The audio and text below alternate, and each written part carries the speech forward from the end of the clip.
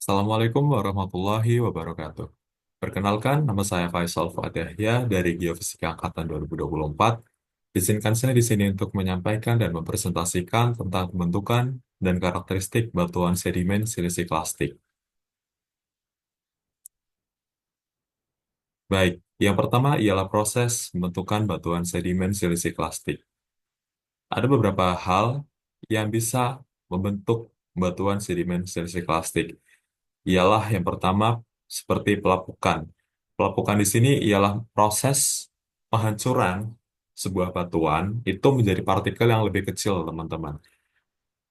Ada beberapa hal yang bisa kita klasifikasikan, ialah yang pertama pelapukan secara fisik. Pelapukan secara fisik artinya tidak mengubah secara kimiawi ataupun struktur ion di dalam batuan. Misalnya seperti apa? Seperti pecahnya batuan akibat perubahan suhu, tekanan, atau aktivitas biologis. Kemudian ada pelapukan kimia. Pelapukan ini ialah perubahan komposisi kimia batuan akibat reaksi dengan air, oksigen, atau asam.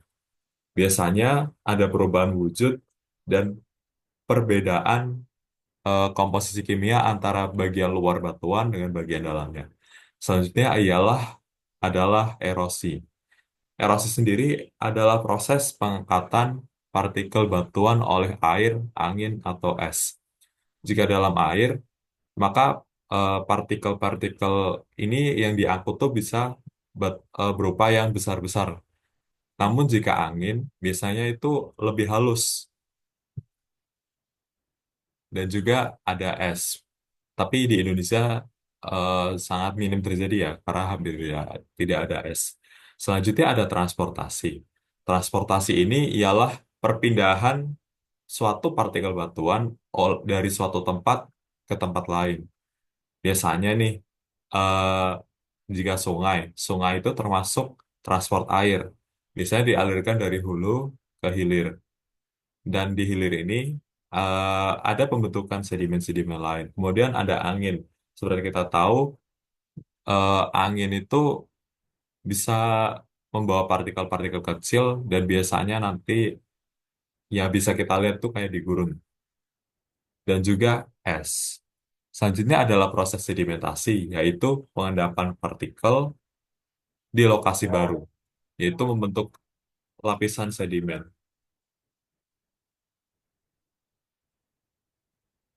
Oke, lanjut perbedaan proses fisik dan kimia. Jika proses fisik itu melibatkan perubahan fisik batuan tanpa mengubah komposisi kimianya. Contohnya seperti pecahnya batuan akibat pembekuan air, eh, root wedging, yang dimana akar dari tanaman itu masuk ke batuan. Selanjutnya adalah proses kimia dengan melibatkan perubahan komposisi kimia batuan.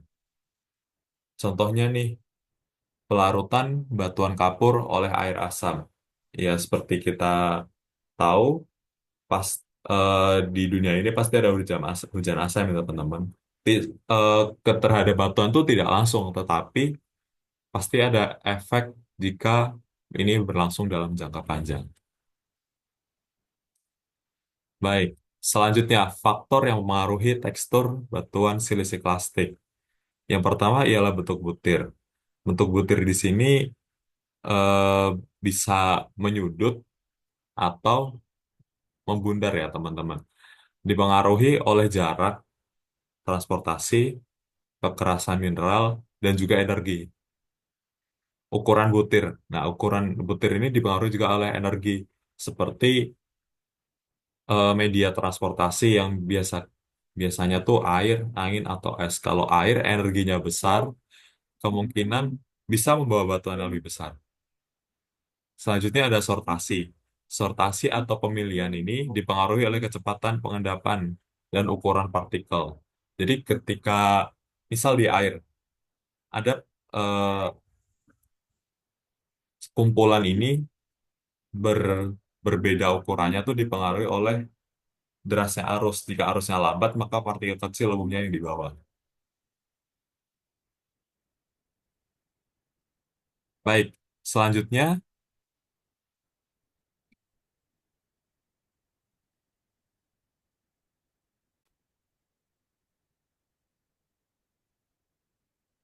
selanjutnya ada komponen utama batuan sedimen silsiklastik.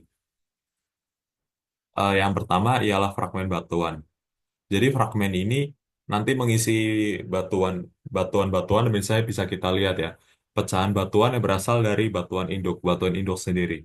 Kemudian ada mineral. Mineral sendiri eh, itu contohnya itu seperti kuarsa, feldspar, dan lain-lain. Matriks. Nah, matriks ini dia tuh mengisi bagian-bagian kecil di antara fragmen, teman-teman.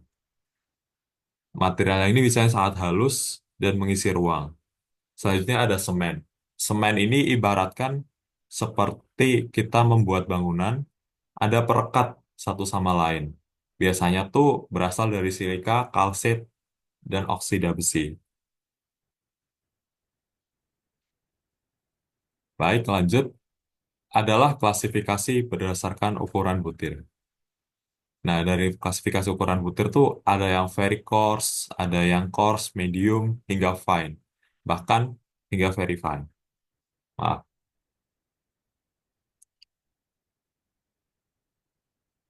Baik, selanjutnya adalah perbedaan sandstone, siltstone, dan claystone. Dari ukurannya, ketiga batu ini sudah berbeda, teman-teman. Dengan sandstone paling kasar, bisa dibilang ukuran butirnya itu lebih besar. Siltstone jika dibandingkan kedua ini medium. Kemudian claystone. Claystone ini kayak batu lempeng, jadi ukurannya sangat-sangat halus dan ya kita tidak bisa melihat butirannya, teman-teman.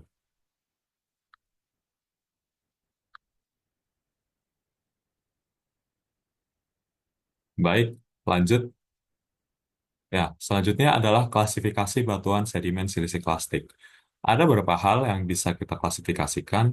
Yang pertama itu berdasarkan ukuran butir, seperti konglomerat, breksi, sandstone, siltstone, hingga claystone. Ada di tabel ini. Selanjutnya ialah berdasarkan komposisi mineral, kuarsa, feldspar, dan litik. Yang ketiga bisa berdasarkan tekstur. Tekstur ini bisa kita lihat kasar atau lembutnya itu biasanya dari bentuk butir dan kemas. Terima kasih. Mungkin sekian presentasi yang bisa saya sampaikan. Kurang lebihnya mohon maaf. Assalamualaikum warahmatullahi wabarakatuh.